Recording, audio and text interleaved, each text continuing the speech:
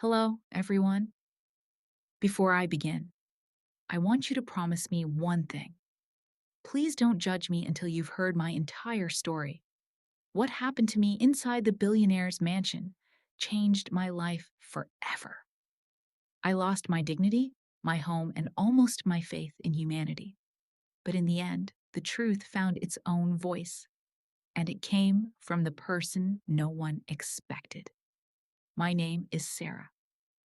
3 years ago, I was nothing more than a poor maid struggling to survive with my 7-year-old daughter, Lily. My husband had passed away after a long illness, leaving us with nothing except unpaid bills and painful memories. Every morning, I woke up wondering how I would feed my little girl. There were nights when Lily pretended she wasn't hungry just so I could eat the last piece of bread. Mama, she would whisper with a smile. I'm full. But I knew she was lying. A mother always knows. One rainy afternoon, after another job rejection, I sat on a bus stop bench holding Lily close while the cold wind soaked our clothes. Then my old phone rang. Hello, is this Sarah? Yes. My name is Mrs. Helen. I work for the Harrison family. I immediately recognized the name. Everyone in the city knew the Harrisons. Ethan Harrison was one of the youngest billionaires in the country. His businesses were everywhere. We're looking for a live-in maid. Mrs. Harrison needs someone immediately. I could barely believe my ears. When should I come? Tomorrow morning. That night, Lily hugged me so tightly I almost cried. Does this mean we'll finally have a home again? I kissed her forehead. I hope so. The next morning, we stood in front of the most beautiful mansion I had ever seen. Golden gates, luxury cars, perfect gardens. It looked like a palace. A kind elderly housekeeper welcomed us inside. I'm Mrs. Grace, she said warmly. You must be Sarah. She smiled at Lily. And this little princess must be Lily. For the first time in months, someone looked at my daughter with kindness instead of pity. Mrs. Grace showed us to a small servant's room. It isn't much, she apologized. To me, it felt like heaven. There was a clean bed, warm blankets, running water, most importantly, a safe place where my daughter could sleep without fear. I silently thanked God. Maybe, just maybe, our lives were finally about to change. But as I unpacked our tiny suitcase, I heard expensive heels clicking across the marble floor. Every servant instantly stopped working. The smiles disappeared. Mrs. Grace lowered her head. A beautiful woman dressed in an elegant designer gown walked into the room. She looked at me, then at Lily. Her eyes filled with disgust. She slowly smiled before saying words that sent chills down my spine. So, this is the maid my husband insisted on hiring. I had no idea. Those would be the first words of the woman who would soon turn my life into a nightmare. I forced myself to smile, even though my heart was pounding. Good morning, ma'am. She didn't answer. Instead, she slowly walked around me as if she were inspecting something she had just bought. So, you're the woman Ethan felt sorry for. I lowered my eyes. I'm only here to work. She laughed softly. Good. Then remember your place. Without another word, she turned around and walked away. Only after she disappeared did Mrs. Grace whisper, Her name is Victoria Harrison. I nodded, but something inside me already knew that smile wasn't ordinary. It was the kind of smile that hides danger. The next morning, my work began before sunrise. I cleaned 23 rooms, polished every marble floor, washed piles of expensive dishes, and prepared breakfast exactly the way Mrs. Grace had taught me. By noon, my hands were covered with tiny cuts. My back ached. But every time I looked through the kitchen window and saw Lily quietly reading the old storybook Mrs. Grace had given her, I reminded myself why I couldn't give up. Late that afternoon, I met Mr. Ethan Harrison for the first time. He walked into the dining room wearing a navy blue suit, carrying a laptop in one hand. He stopped when he noticed me struggling to lift a heavy box. "Let me help you." Before I could answer, he picked it up himself. "You shouldn't carry something this heavy alone."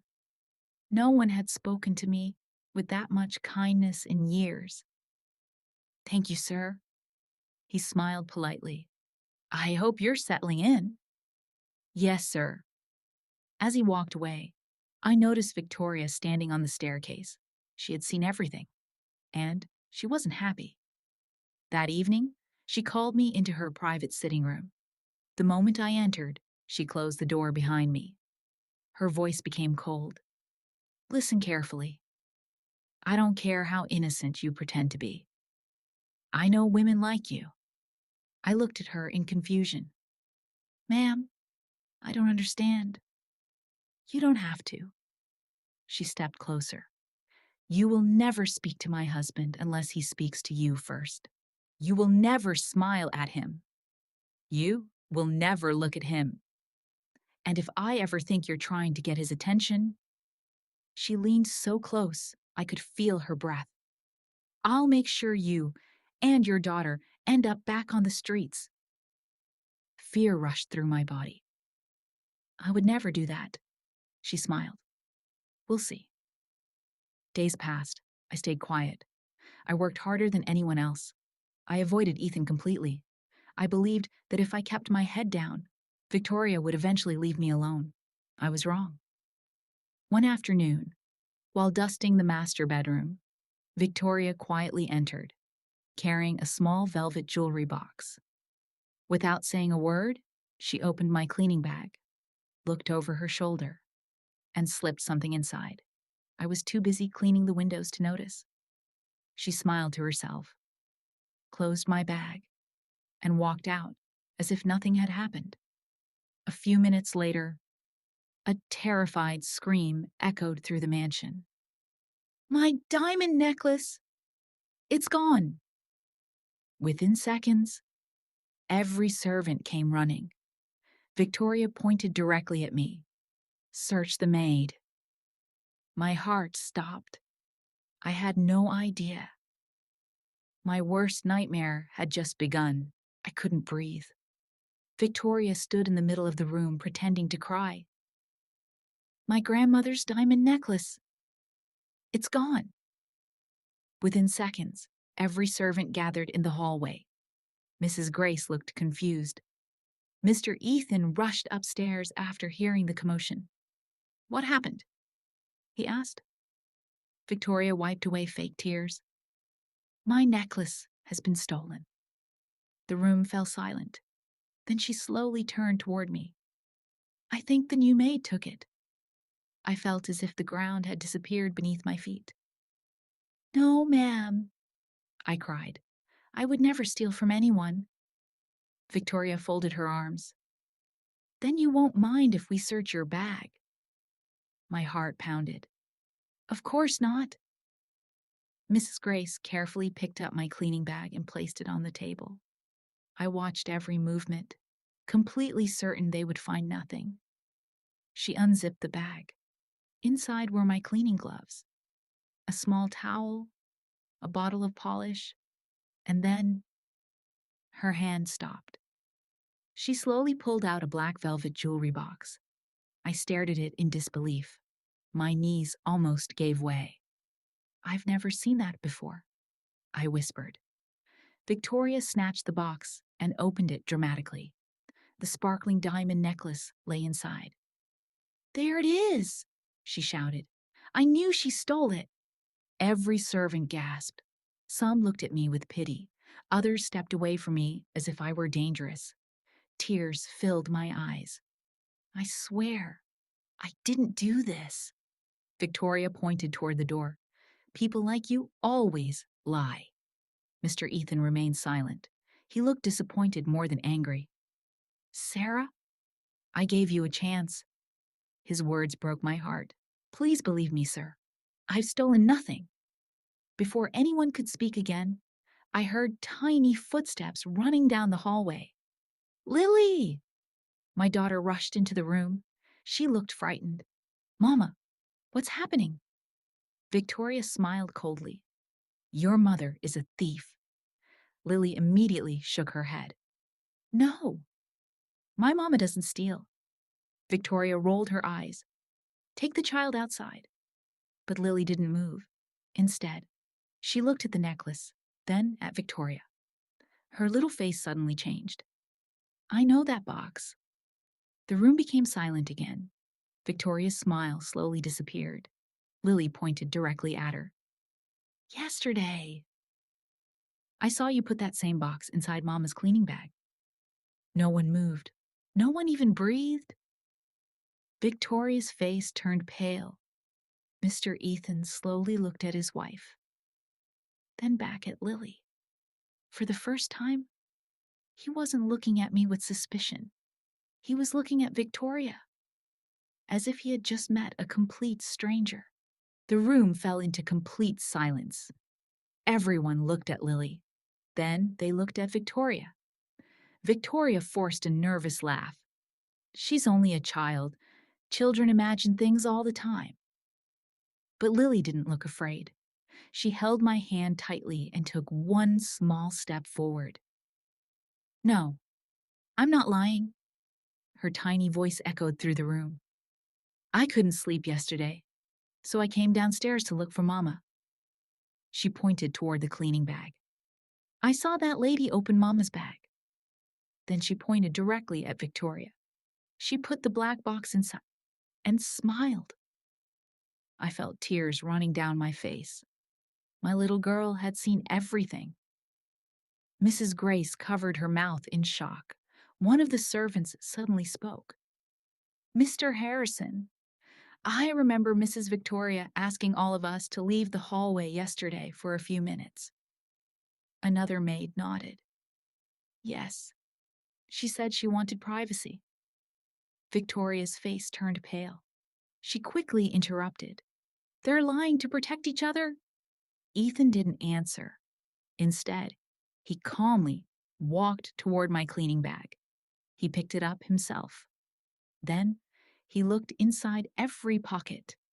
Finally, he found something hidden in a small side compartment, a pair of expensive white gloves. Victoria froze. Ethan slowly held them up. Sarah, do these belong to you? I shook my head immediately. I've never seen them before. Mrs. Gray stepped closer. Sir, those are Mrs. Victoria's gardening gloves. The room erupted in whispers. Victoria tried to grab the gloves. They're not mine. Ethan quietly looked at the inside label. Embroidered in gold thread were two simple letters. V.H. Victoria Harrison. There was nowhere left to hide. For several seconds, no one spoke. Then Ethan asked the question everyone was thinking. Why? Victoria's eyes filled with tears. You never noticed me anymore. You were always helping the staff, always defending strangers. I wanted her gone. I wanted everyone to believe she was a thief. I couldn't believe what I was hearing. She had tried to destroy my life, simply because her own jealousy had blinded her. Ethan looked more heartbroken than angry. I trusted you. Victoria reached for his hand. Ethan, please, I made a mistake. He slowly stepped back. No, a mistake is forgetting someone's birthday. What you did was destroy an innocent woman's dignity. He turned toward me. His eyes were filled with regret. Sarah, I'm so sorry. Before I could answer, the head of security entered the room. Sir, should we call the police?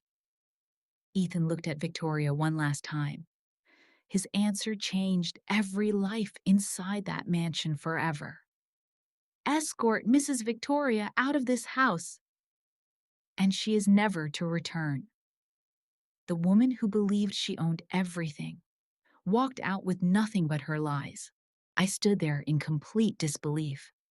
Just a few minutes earlier, everyone in that mansion believed I was a thief.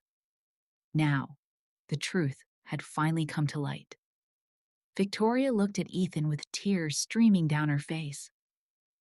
"Please, don't do this. I love you." Ethan's eyes were filled with disappointment. "If you truly loved me, you would never have destroyed an innocent person's life. You didn't just lie to me. You tried to steal someone's dignity." Without another word, he turned away. The security guards gently escorted Victoria toward the front door. She kept looking back, hoping Ethan would stop them. He never did. The mansion became silent. For the first time since I arrived there, I could finally breathe.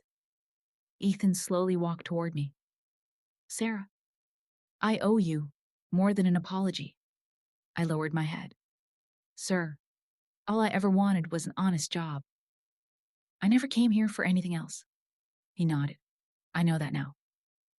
He looked at Lily, who was still holding my hand. "Young lady, you were very brave today." Lily smiled shyly. "Mama says telling the truth is always the right thing to do, even when you're scared." Ethan couldn't hide the smile on his face. "You have an incredible mother." A few days later, Ethan gathered every employee in the mansion. Standing in front of everyone, he said, "Today, I want all of you to know something. Sarah was falsely accused because I failed to see the truth. I should have trusted her honesty instead of believing appearances." Then, to my complete surprise, he handed me a small envelope. Inside was a letter. Head housekeeper, assistant manager. I looked at him in shock. "Sir, I don't know what to say." He smiled. "Say yes. You've earned everyone's respect." The entire staff applauded. Mrs. Grace hugged me with tears in her eyes. "I always knew you belonged here." Months passed. Life slowly became beautiful again. Lily started attending one of the best schools in the city. She came home every afternoon with stories about new friends and big dreams. For the first time in years, she laughed without hiding her pain. As for me, I no longer walked through the mansion with fear. I walked with confidence, not because I had a better position, but because I knew my worth. Looking back now, I realize that poverty never made me weak. Lies almost did. But the truth gave me back everything money could never buy. My name is Sarah. I entered that mansion as a poor maid carrying nothing but hope. I left that nightmare with something far more valuable: my dignity. And if there's one lesson I want you to remember from my story, it's this: never judge someone because of their position in life. Character is worth far more than wealth, and the truth always finds a way to shine, no matter how deeply it's buried. Thank you for listening to my story. Until we meet again, take care of the people you love, choose kindness whenever you can, and never be afraid to stand for the truth. Goodbye, and God bless you.